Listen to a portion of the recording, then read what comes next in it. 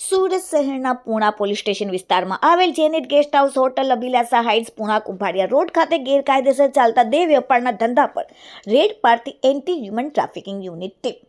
Surat police commissioner Anupamsinh ગેહલોતના આદેશ મુજબ સમગ્ર સુરત શહેરના હોટલ તેમજ સ્પાના નામે દેહ વેપારની ગેરકાયદેસર પ્રવૃત્તિ કરતા ઇસમોને શોધી કાઢી આરોપીઓ વિરુદ્ધ કાયદેસરની કાર્યવાહી કરવા માટે સૂચના આપેલ હતી. જે સૂચનાને અનુસંધાને HTU સેલના પોલીસ ઇન્સ્પેક્ટર ગાભારી સર તેમની ટીમના માણસો સાથે રાખીને પૂણા વિસ્તારમાં દુકાન નંબર 43 થી 47 પહેલા માળે જેનિટ ગેસ્ટ હાઉસ જે હોટલ ઓયો છે તે અભિલાષા હાઇટ્સ માતા ચોક પાસે પૂણા કુંભારિયા રોડ પૂણા વિસ્તારમાં સુરૈયા ઉર્ફે આસમા ફારૂક શેખ જે મુખ્ય સંચાલક છે હોટલની તે તથા અજયગીરી મેઘનાથીઓ સાથે ભેગા મળીને કુલ 6 મહિલાને હોટલમાં રાખેલ હતી અને તેમની સાથે દેહ વેપારનો ધંધો કરાવી રહ્યા હતા.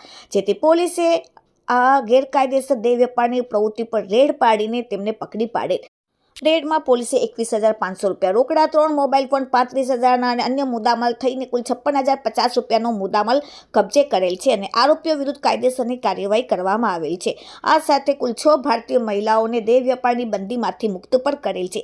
હોટલના સંચાલક સુરૈયા ઉર્ફે આસમા ફારૂક શેખ રહેવાસી પલસાણાને પોલીસે પકડી પાડેલ છે. સાથે 3 ગ્રાહક, 1 સંજય કુમાર શર્મા રહેવાસી પૂણા ગામ, 2 અલી હુસેન અંસારી રહેવાસી મીઠી ખાડી લિંબાયત અને 3 શમસુલ અંસારી ગડોદરા લિંબાયત વાળાને પોલીસે પકડી પાડેલ છે. જ્યારે વોન્ટેડ સંચાલક સુરૈયા ઉર્ફે આસમાનો દીકરો શાહરૂખ ફારૂક શેખ અને સાથે અજયગીરી મેઘનાથીને પોલીસે વોન્ટેડ જાહેર કરેલ છે. Bureau report, daily India TV, Surat.